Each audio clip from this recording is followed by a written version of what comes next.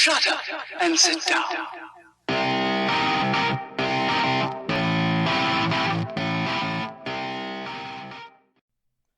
Good evening, everyone. It's your man of the hour, the Tower of Power, the living legend of professional wrestling punditry. Hello, my name is Lee Hazel, and this is the SteelChair show, where we stare into the abyss between what the fans want from a professional wrestling product and everything WWE actually puts out.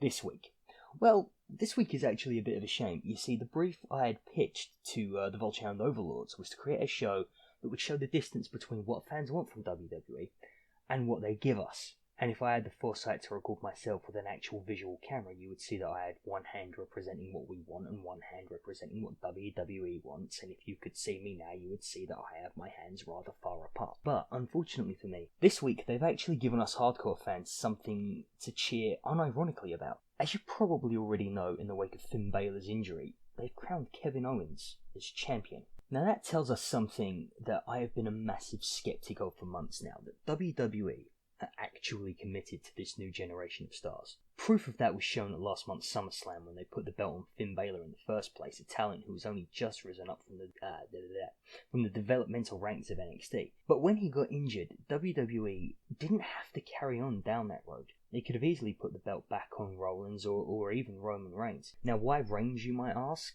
Well, that's easy. We, the IWC, the internet fans, the most hardcore fans, we gave them all the excuses they could have possibly wanted to put the belt back on the guy. God, that is the worst nickname ever. Whenever I hear that, I just think some guy. Not the guy, just some guy. Now, the reason they could have easily gone back to Reigns after the whole Balor-Rollins main event at SummerSlam was because that match yielded one of the most negative and quite frankly disappointing smart crowd reactions I've ever seen, as well as the buzz that dominated social media. WWE had every right to put the brakes on the whole new era thing by focusing their energy on how crap the belt looked while the two men were working their hearts out in the ring.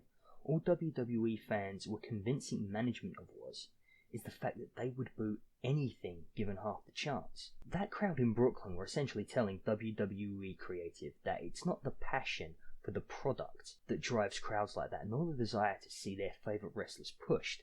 I mean, two of the biggest indie stars of the last decade, one from New Japan, one from ROH, were tearing it up, and the crowd were booing the belt. Like, what?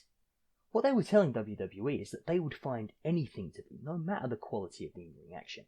So the hardcore elite fans that plague WWE crowds are going to boo title matches even when the fan favourites are involved.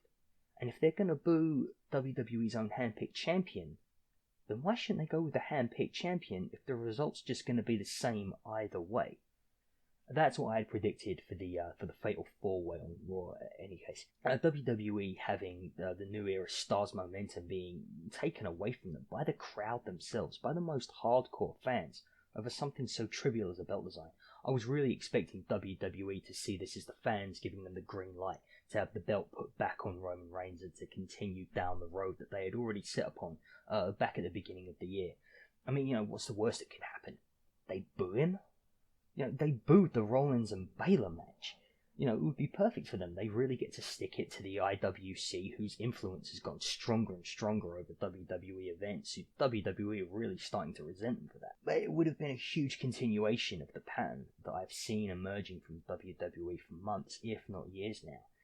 It seems to me that WWE in the past hasn't been using the talent that they've been acquiring from the indie promotions correctly. I think this problem goes all the way back to CM Punk and Daniel Bryan. They get the talent, tease us with their hypothetical success, but when it comes to pulling the trigger, they get apprehensive and fall back on their decades-old booking routines, pushing big guys and industry legends, most of whom part-time. This happens with such regularity that I was starting to believe that WWE weren't picking these big indie names to make stars out of them, but rather to deprive any competition from making stars of their own. After all, companies like ROH and Lucha Underground are making quite decent headway on American networks, letting the people know that WWE isn't the be-all and end-all of wrestling options.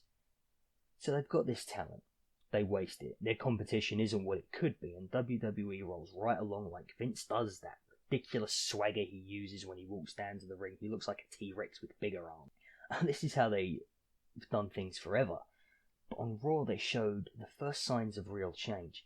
Now you could argue that Owens is now the man because the alternatives are either too green, not established enough, or in Rollins and Reigns' case, either facing reprimands for substance abuse or for injuring a second opponent. But regardless, Owens was the best choice to follow up WWE's New Era initiative anyway. He's only in his second year with the company. He's had Match of the Night contender after Match of the Year contender, and he's one of the faces that wrestling fans would love to see as one of the top performers of the company. His crowning is a sign of real and positive change. Now, and this is where the whole difference between what we want and what WWE want thing comes into the video. Triple H being the deciding factor in this title change was far from ideal. It puts authority members front and center again when the spotlight should be on the full-time performers, already struggling to step out of the shadows of the established talent. It makes the real story of the night Triple H versus Rollins rather than Owens versus whoever they decide to put Owens up against. The story should really be about the Universal title as a whole, the focus on that brand new established belt. But whereas we've been used to WWE programming putting one step forward and two steps back, making Owens the champion after making Finn Balor the champion is actually more of a case of putting two steps forward and one step back. And I'm optimistic we can call that progress.